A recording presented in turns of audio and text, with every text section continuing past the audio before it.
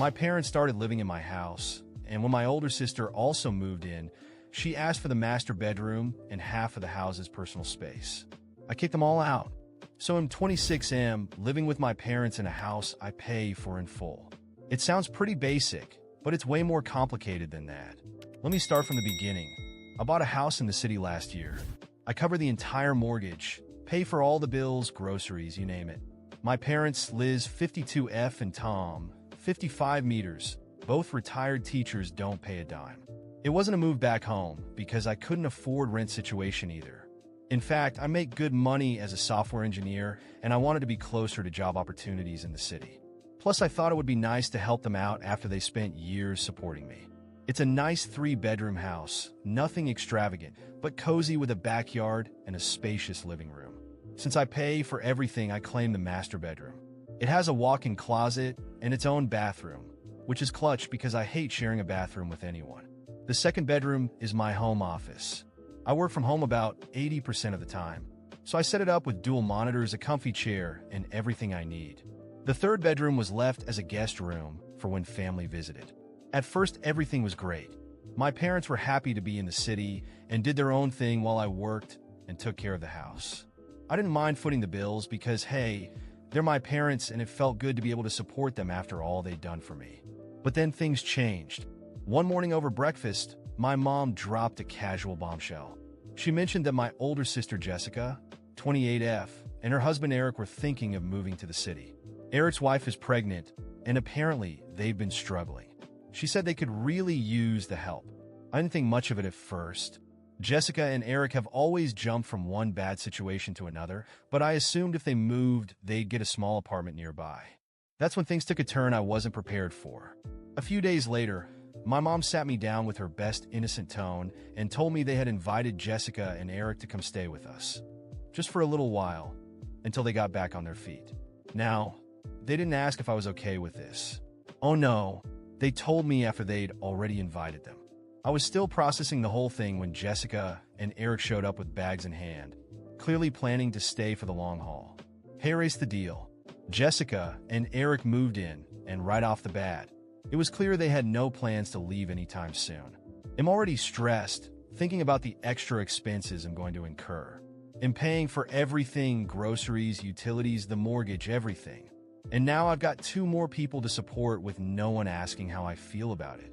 I love my sister, but Jessica is, well, not the most responsible person.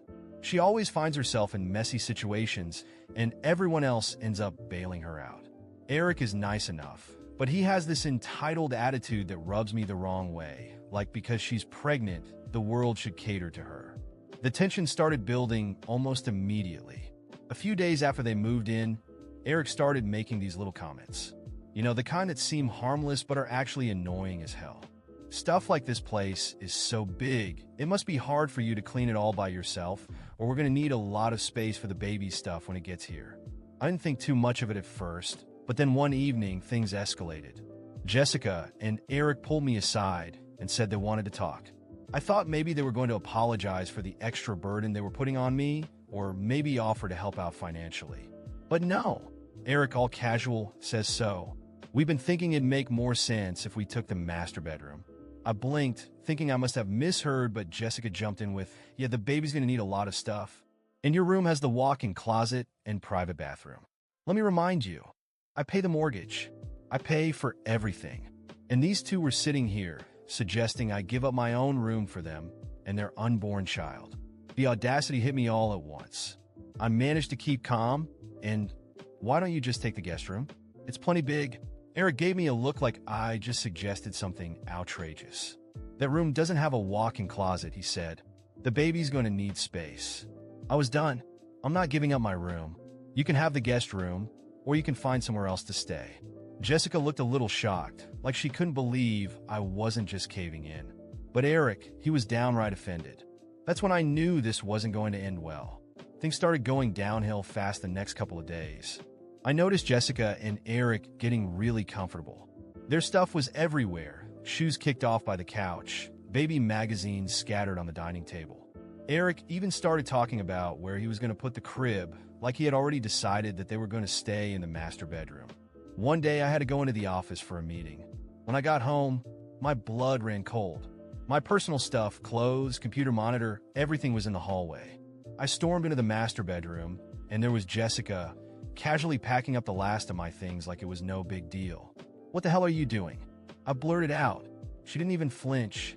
"Your mom said we could start moving in here. The baby's coming soon, and we need the space." I was livid. "I told you you're not taking my room." Jessica crossed her arms.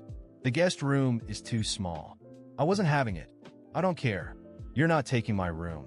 You can stay in the guest room or find somewhere else to live." At this point, Jessica was upset, but I didn't care. I stormed out of the room, grabbed my phone, and called my mom, who wasn't even home at the time. "Mom, did you tell Jessica and Eric they could move into my room?" There was a long pause. Finally, she admitted, "Well, I thought it would be the best solution. They need the space, and you've already got the office. It's not like you were using the master bedroom for much." I couldn't believe what I was hearing. "Are you serious? I pay the mortgage. I pay the bills. And you think it's okay for them to take over my room?" She tried to calm me down, saying it wasn't a big deal, but I was done listening. "I'm not giving them my room. If they don't move their stuff out, they're going to need to find another place to stay." When I hung up the phone with my mom, anger surged through me like never before. I was done. It wasn't enough that Jessica and Eric had invaded my house, taken over my space, and tried to make the rules. Now my own mother was siding with them. I took a deep breath, trying to stay calm, but in that moment, I decided I wasn't going to let this go on any longer. That night, I called everyone into the living room for a talk. I sat on the couch, waiting for them to join me with their offended and entitled expressions. Jessica crossed her arms. Eric sat beside her with that smug look of someone who thinks they're already in control, and my parents came in wearing the faces of disappointment, as if I were the one in the wrong. "I need to be very clear about this," I began, keeping my voice steady, though I was boiling inside. "This is my house. I pay for everything here, and that's how it's going to stay. Jessica, Eric, you can either stay in the guest room or leave. And I don't want to hear another word about the master bedroom." Jessica scoffed, crossing her arms tighter. "You're being selfish. Can't you see we're doing this for the baby? It needs space. Space." I laughed, a sharp, sarcastic sound. "The baby isn't even born, and you're already acting like you own the place. It's just temporary." My mom tried to intervene, but I cut her off. "No, it's not temporary when people spread their stuff everywhere and try to take over my room while I'm out." Eric, with his condescending smile, leaned forward. "You're overreacting. We're family. Think about what's best for all of us." I locked eyes with him, unblinking. "You know what would be best? If you started looking for a place of your own." The silence that followed was heavy. Jessica's eyes widened, and Eric lost his smug composure for a second before regaining it. "You're kicking us out? If that's how you want to interpret it, then yes." My voice was firm. "And if you're still here tomorrow, I won't hesitate to change the locks." Jessica looked stunned, like she couldn't believe I wasn't caving. Eric, however, was livid. I could see it in his clenched jaw and narrowed eyes. But I didn't care. That night, I dragged all their belongings, shoes, baby magazines, bags, into the hallway and shut my bedroom door behind me. I knew the tension would only escalate, but I was ready for whatever came next. The next morning, unsurprisingly, they were still there. In fact, they seemed even more comfortable, acting as if they owned the place. That's when I decided it was time for my final move. I opened my laptop and searched for apartments far enough away to make it hard for them to return. I sent them a list of options, along with a message: "You have 1 week to move out." They ignored me. The following day, before heading to work, I called a locksmith. I had all the locks changed. Then I packed their things, every last item, and piled them in the yard. It wasn't the nicest way to do it, but I was beyond caring about being nice. While I was at work, my phone blew up with angry texts and calls from my mom and Jessica, demanding that I open the door. I ignored every single one of them. It was time to take a stand. When I got home, they were all waiting outside the front door, furious. My mom looked ready to explode, Jessica was in tears, and Eric gave me a glare that suggested he wanted to fight me right there. I smiled coldly and said, "I warned you." My mom began yelling about how I was tearing the family apart, but I didn't flinch. You can scream all you want, but I'm done being taken advantage of. Find another place to stay. I'm not your safety net anymore. They tried to threaten me with legal action, but I knew they didn't have a case. Good luck with that, I said, shrugging. I've already consulted a lawyer. You have no claim here. And with that, I left them standing outside in the drizzle that had started to fall. I turned on some music, sat down on my couch, and for the first time in months, I felt peace. I knew the emotional fallout would be messy, but I also knew I was finally setting boundaries. The next day, they rented a moving truck to collect their things. Jessica gave me a look of pure hatred, and Eric mumbled something under his breath. My mom didn't even meet my eyes, but I felt no regret. Sometimes, finding peace means making tough choices, and I was ready to move forward, unburdened by those who only knew how to take advantage. After everyone left and the house was finally quiet, I thought everything was resolved. For a few days, the sense of relief felt real. No more arguments, no more absurd demands, just me in control of my own space. But that peace was an illusion. It didn't take long for my family to start spreading a different narrative, casting me as the villain of the story. Soon, I started receiving messages and calls from relatives. Why did you kick out your pregnant sister? Or how could you throw your parents out? It was clear that Jessica and my parents had crafted their own version. A struggling couple with a baby on the way and aging parents who only wanted to stay close to family. And, of course, I was the heartless ingrate who refused to share his home. I tried explaining the situation to a few close relatives, but I quickly realized it was pointless. They had already chosen their side, and the truth didn't matter. Nobody wanted to hear that Jessica and Eric had invaded my space and tried to take my bedroom. People preferred a good family drama with clear heroes and villains. So, I decided I wouldn't waste any more time justifying myself. If they wanted to paint me as the villain, I'd let things play out. And this time, I'd make sure they paid for it. The days that followed tested my patience. My parents kept trying to guilt-trip me, calling constantly and saying I was tearing the family apart. Jessica and Eric sent passive-aggressive messages, implying I'd ruined their baby's future. I ignored them all. The time for keeping the peace was over.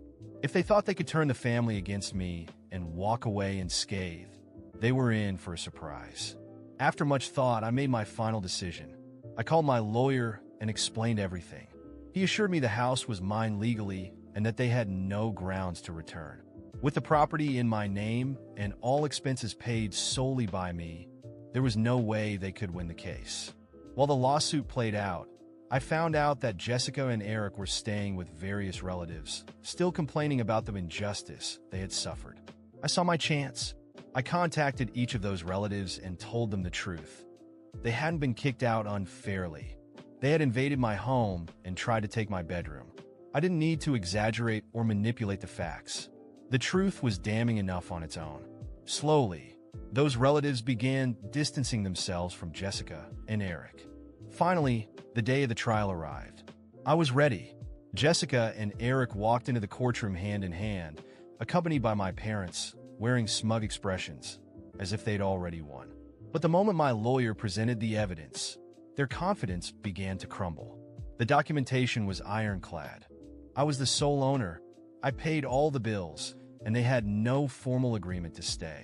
When the judge asked why they had tried to take my bedroom and overstep their boundaries, Jessica stammered, and Eric looked away. Even their lawyers seemed uncomfortable. The judge's ruling was swift. The house was legally mine, and they had no right to return. The lawsuit was dismissed, and the judge reprimanded them for their abusive and opportunistic behavior. Outside the courtroom, my mom tried once more to approach me and apologize, but I was done. I hope you've learned something from this, I said calmly, turning away without another word.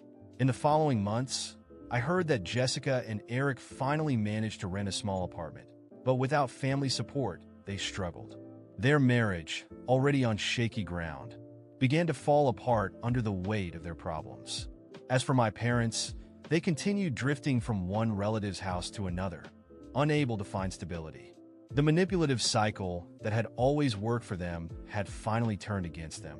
Meanwhile, my life thrived. I refocused on my career, climbed the professional ladder, and built meaningful relationships. I realized I didn't need a family that only saw me as a crutch. My house became the home I had always envisioned. Every time I walked into my master bedroom, my space with my walk-in closet and private bathroom, I felt a deep sense of satisfaction. It wasn't just the relief of being alone.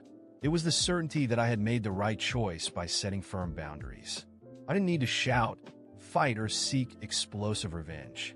The sweetest revenge was moving on and letting them face the consequences of their actions.